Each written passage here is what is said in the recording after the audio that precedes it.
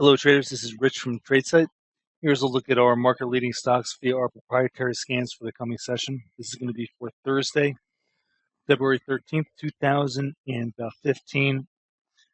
Getting to this a little bit late tonight. I apologize for the delay. I had something come up this afternoon, had to take care of it. So a couple of these readings are going to reflect what happened post-market, so keep that in mind, especially with Baidu and also Tesla.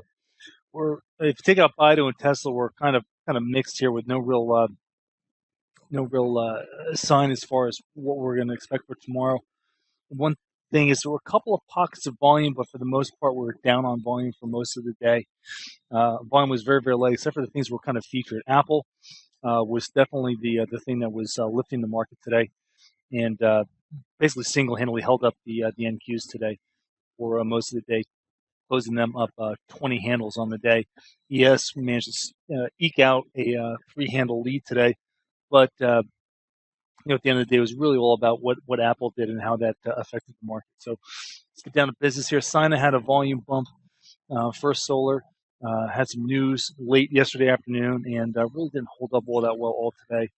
So keep an eye on that. Alibaba, I forgot to mention, Alibaba continues to be weak and is setting up with a downside CPS, though the volume is starting to dry up.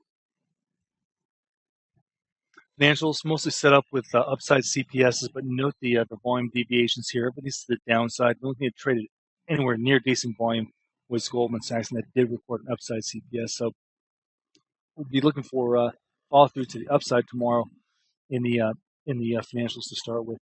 Energy names were kind of mixed today. Oil was down again today, especially after the daily inventory report at 10:30 today. So we're seeing mostly lower prices here for the energy names.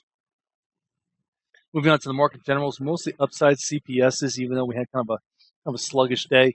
Again, mostly lighter volume. Coca-Cola is sticking out here with a downside CPS and a volume bump, so that'll be one to watch tomorrow. Pepsi had a big gap up today, so watch Coca-Cola and Pepsi tomorrow.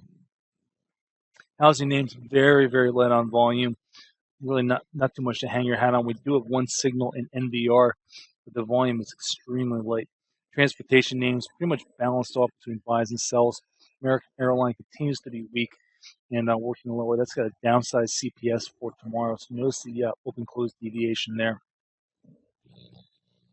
And finally, onto the commodities. Commodity names, kind of a mixed bag here. Really not where the action was today.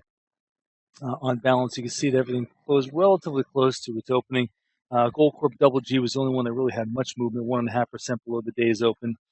But I expect we'll get a little more clarity after we resolve this little trading range that we've been in for the last few days here with gold. All right, folks. As always, thanks for listening. This has been Rich for Trade.